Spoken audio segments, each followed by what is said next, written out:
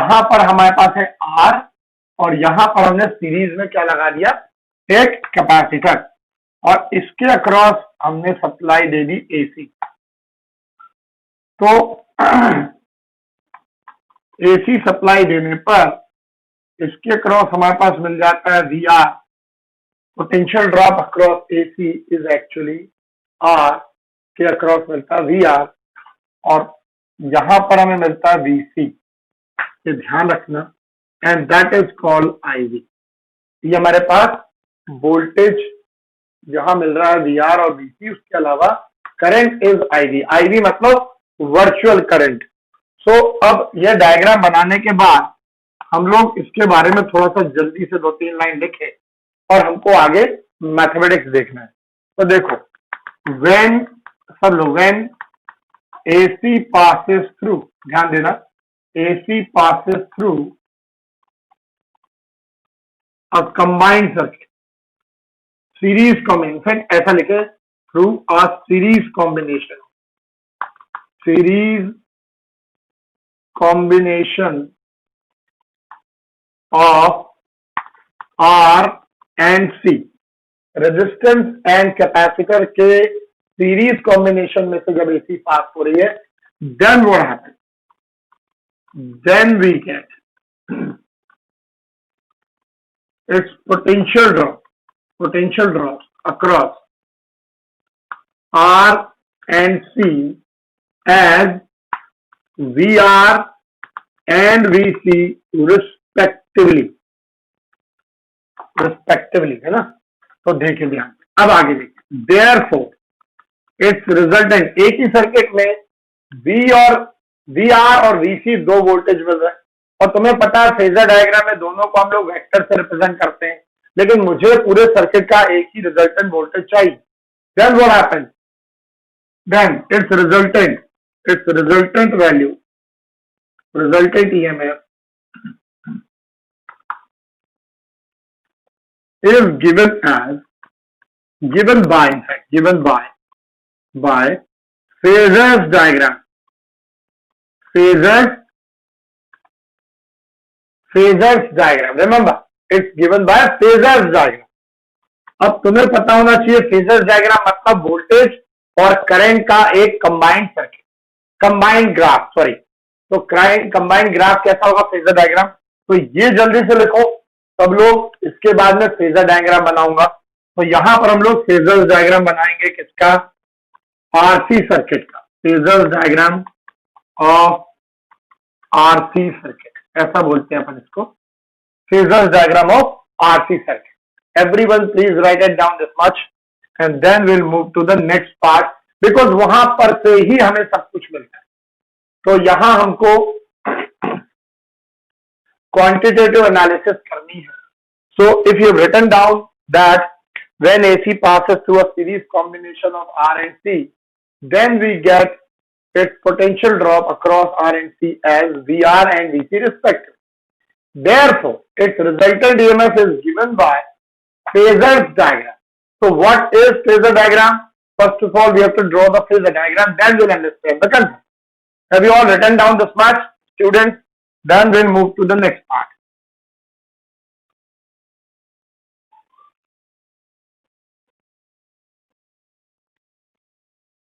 If everyone has written down, then I'll move. Should I?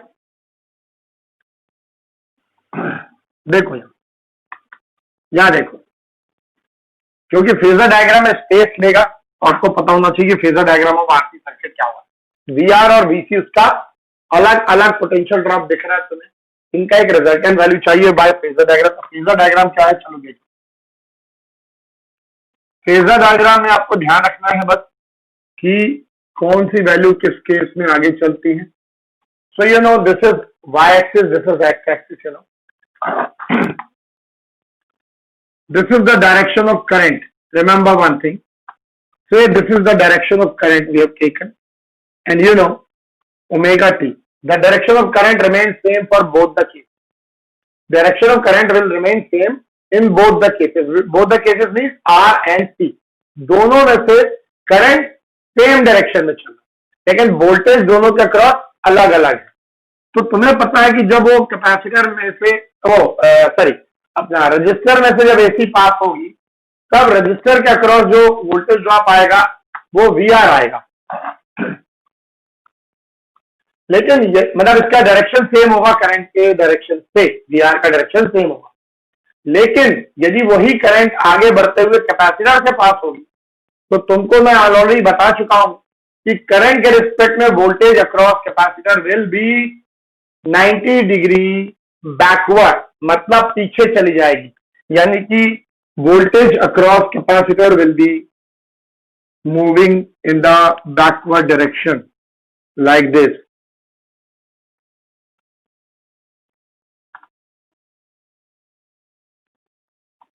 Students, you must have understood this part. This is 90 degree, जिस पे यानी कि π/2 इस पे चली जाएगी, ये कहलाएगा VC। Remember, that will be called VC। लेकिन अब बात आती है कि इसका रिजल्टेंट कैसे निकालें। तो तुम्हारे पास फेजर डायग्राम तो मिल गया, ये VR है, IV है ओमेगा t, लेकिन VC π/2 से क्या हो रहा है, पीछे चला गया। अब इनका रिजल्टेंट क्या हुआ, तो एक देखो VR का डायरेक्शन दिख रहा है, एक VC का डायरेक्शन दिख रहा है, तो ऐसे में एक VR और एक VC दोनों का रिजल्टेंट क्या होगा। तो हम लोग क्या करते हैं रिजल्टेंट निकालने के लिए, हम लोग लॉ ऑफ पैरेललोग्राम का यूज करते हैं। तो लॉ ऑफ पैरेललोग्राम कैसे होगा स्टूडेंट, अपन लोग क्या करते हैं, इसका एक पैरेललोग्राम बनाते हैं, डायग्राम देखो यहाँ, एक इसका पैरेललोग्राम बनाते हैं, मतलब इससे पैरेलल एक लाइन यहाँ खींच ले हम लोग और इसके पैरेलल एक लाइन यहाँ खींच लें, चाहिए थोड़ा सा अंदर ऐसा एक लाइन ही खींच ले, that becomes a parallelogram.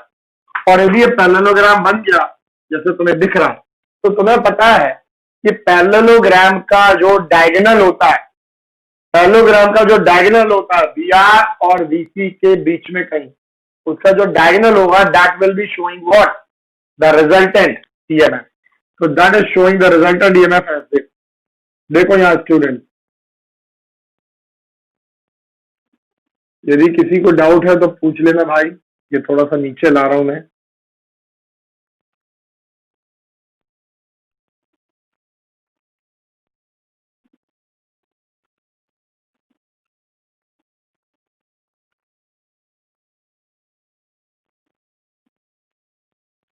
See, this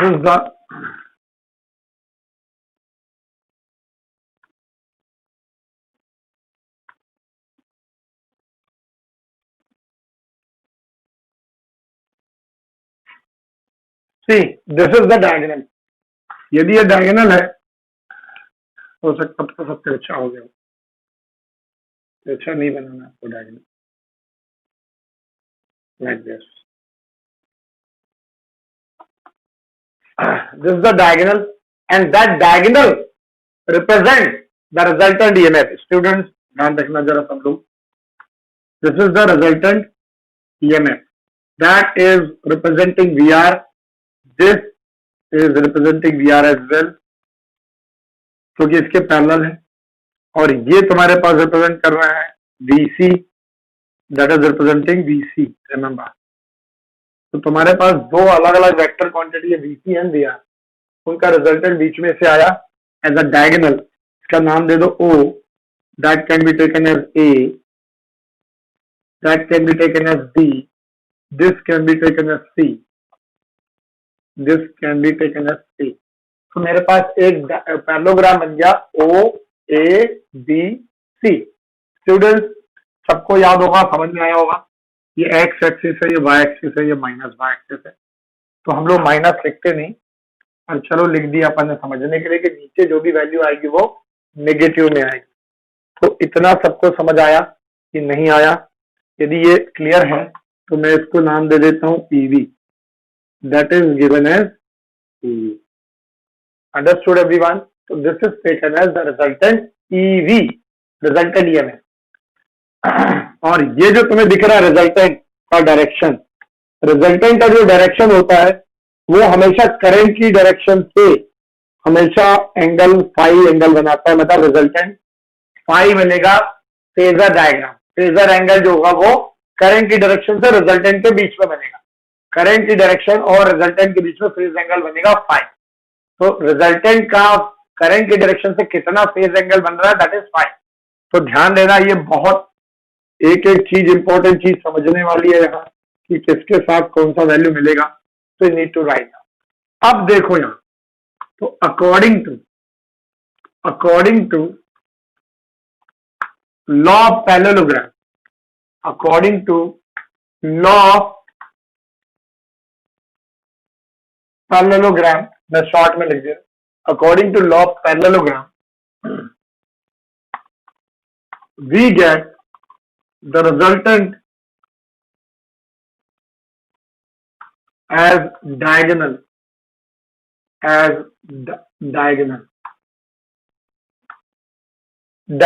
according to the parallelogram, that is the resultant as diagonal. Then that is by using the parallelogram formula.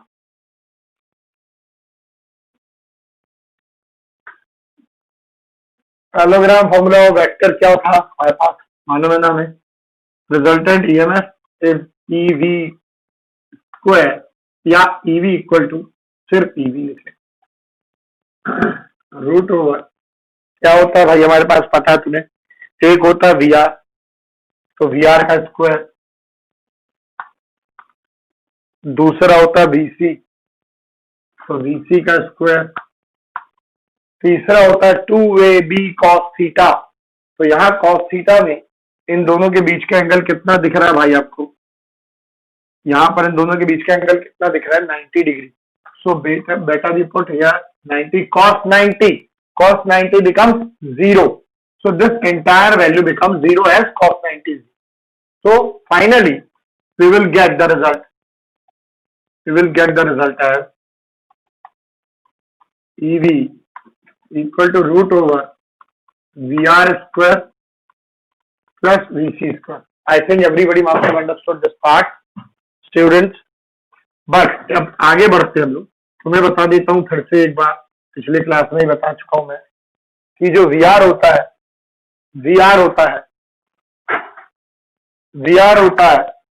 IV into R होता है, IV इंटू R, और VC जो होता है वो current into XC मतलब क्या होता है, पिछले क्लास में पता नहीं तुम लोग थे कि नहीं, लेकिन ध्यान देना, XC मीन्स होता है reactance of the capacitor, that is equal to resistance. So this is resistance into current equal to voltage across capacitor. So this you must remember, put that value here. तो यहां पर हमको resultant EMF क्या मिल गया, तो resultant EMF is, यहां ध्यान देना बेटा, resultant EMF is EV, remember EV equal to, किसी को भी डाउट हो तो आप बता सकते हो, पूछ सकते हो, IV into R whole square plus IV into XC whole square, IV into XC whole square. IV दोनों में कॉमन है, IV स्क्वायर कॉमन आ जाएगा, इसमें भी IV स्क्वायर कॉमन रहेगा, इसमें भी कॉमन होगा। IV स्क्वायर को बाहर निकाल लो आप, तो रूट के बाहर निकालने पर आपको क्या मिल जाएगा, रिजल्टेंट IV रूट ओवर, देखना ध्यान से, R स्क्वायर प्लस XC का स्क्वायर। इतना तो सबको समझ में आ जाना चाहिए अभी तक मेरे ख्याल से। तो right it down this much, do it right now. अभी इसको लिख लो, फिर अपन आगे बढ़ते हैं। इसको मैं उस तरफ लिख दे रहा हूं जिससे तुम्हारे को पता चलेगा कि हमेशा गलतियां नहीं करना है। IV into XC equal to VR equal to IV into R, R का इक्वलेंट है XC। ये इंडक्टर के केस में ये XL होता है, तुम्हें पता है, और कैपेसिटर के केस में ये XC होता है, ठीक है। तो ये जल्दी से बना लो, जल्दी से लिख लिया यदि आपने, तो अपन आगे बढ़ते।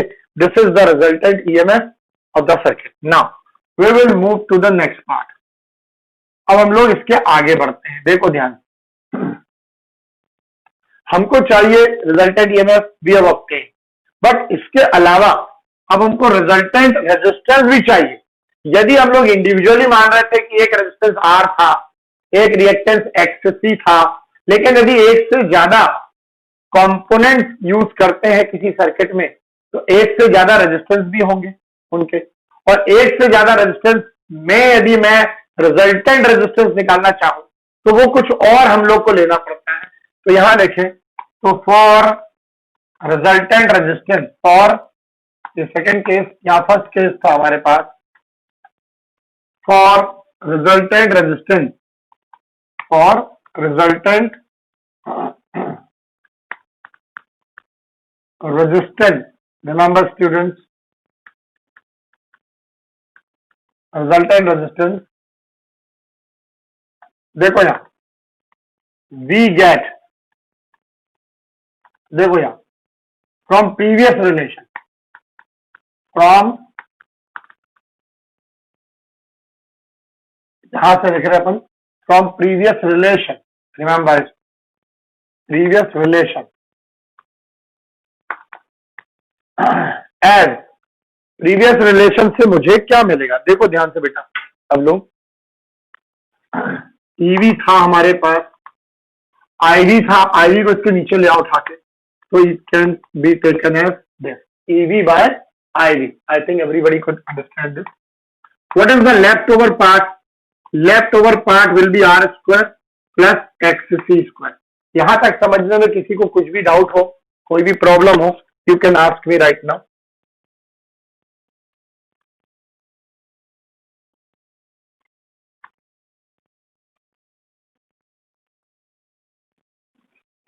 I think सबको समझ में आ गया होगा, तो यही इसी को आगे ले रहा हूं मैं। तो यहां पर अपने पास EV बाय IV और इसके इक्वल टू क्या मिल रहा है, root over this, and that is called resultant resistance. तो इस रिजल्टेंट रेजिस्टेंस यानी कि EV बाय IV, EV क्या है, resultant EMF, resultant EMF by current को एक नया नाम देंगे हम लोग, and that new name will be given as Z, where Z is called root over R square plus XC square, and that is known as impedance of the circuit.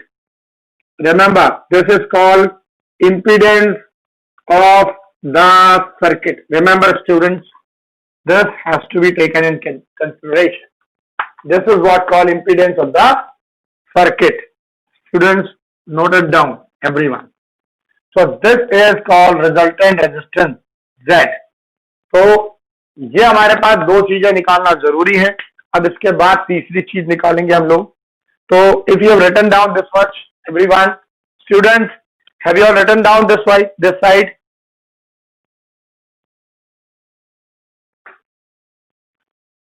इस तरफ लिख लिया सबने,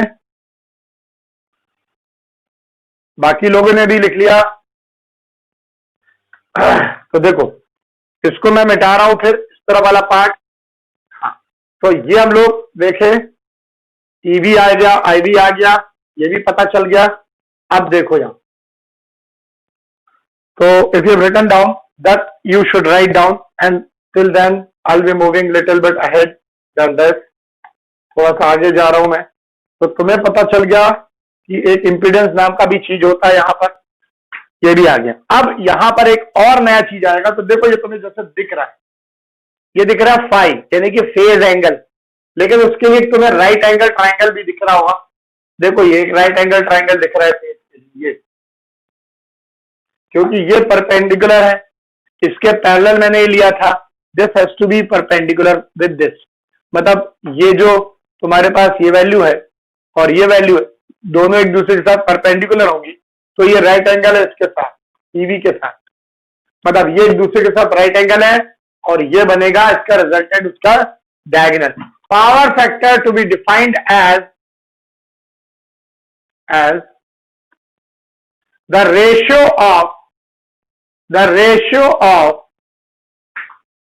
resistance of the circuit, ratio of the resistance of the circuit, I didn't say anything, resistance of the circuit to the ratio of the resistance of the circuit to the impedance of the circuit, to the impedance of the circuit. means the angle we are not talking. We are talking about complete value. It is the ratio of resultant means resistance of the circuit and the impedance of the circuit. तो जब भी हम लोग power factor की बात करते हैं तो उसमें हम लोग किसका रेशियो लेते हैं? रेजिस्टेंस ऑफ द सर्किट यानी कि R और इंपीडेंस ऑफ द सर्किट यानी कि Z. इन दोनों का जो रेशियो होता है उसको पावर फैक्टर बोलते हैं. दैट इज, तो इन ट्राइंगल, ध्यान देना बेटा, in triangle everyone, in triangle O जहां पर था B, ये था C, तो in triangle OBC we get everyone, we get OBC. Triangle में क्या मिलेगा? देखो ये हमारे पास फाई एंगल, तो इसको लेंगे हम लोग cos phi. cos phi equal to क्या हो जाएगा? बेस जिसके साथ एंगल बन रहा 90 डिग्री वाला वो बेस है यानी कि VR, और जो हाइपोटेन्यूज है वो है EV. तो इन दोनों के बीच में जो एंगल बन रहा है वो है फाई. तो will take cos phi. cos phi equal to क्या मिलेगा? VR by VR by EV, VR by EV everyone. तो VR क्या था? ये देखो VR मैंने लिखा भी था यहां पर, VR equal to IB into R. But what is Z? Sorry अपना what is EV? EV equal to IB into Z, क्योंकि ये रिजल्टेंट रेजिस्टेंस है, वोल्टेज है, और ये रिजल्टेंट रेजिस्टेंस है. ये रिजल्टेंट EMF है, ये रिजल्टेंट रेजिस्टेंस है. रिजल्टेंट रेजिस्टेंस को हम लोग क्या बोलते हैं? इंपीडेंस. तो हम लोग इन दोनों की वैल्यू को रख के यहां पर देखो कैलकुलेट करेंगे आप. तो IV इंटू R ऊपर आ गया, और IV पूरे सर्किट के लिए सेम करंट है. Z नीचे आ गया, IV कैंसिल हो गया. We will get cos phi equal to R by Z. So I think you can understand what resultant resistance, that is Z, impedance. And resultant की जगह पे हम लोग यदि सिर्फ R लेते हैं, सर्किट का रेजिस्टेंस लेते हैं रजिस्टर के अक्रॉस जो है, that is R. So R by Z is called cos phi. Remember one thing, complete value of cos phi is called power factor. इसका एंगल नहीं लेना है आपको, phi equal to cos inverse नहीं निकालना है आपको, इसका सिर्फ और सिर्फ cos phi ही लेना है, क्योंकि एक न्यूमेरिकल वैल्यू है, मात्र numerical value, it is not an angle. So it this complete value cos phi is called power factor, and for this particular circuit we get, so therefore for RC circuit, remember for RC circuit we get cos phi. Student everyone, R remains same, but you know Z we have already calculated as root over R square plus XC, so we should take it as R square plus XC square. Students, note it down this, where I should tell you once again that what is XC. याद दिलाने के लिए मैं बार बार ध्यान रखता हूं तुम लोग का कि XC इक्वल टू होता है 1 upon omega C. Omega is angular frequency, या एंगुलर वेलोसिटी तो नहीं, एंगुलर फ्रीक्वेंसी बोलते हैं. C for capacitance of the circuit. तो XC इक्वल टू आ जाएगा 1 upon omega C. Students, is that clear to all of you?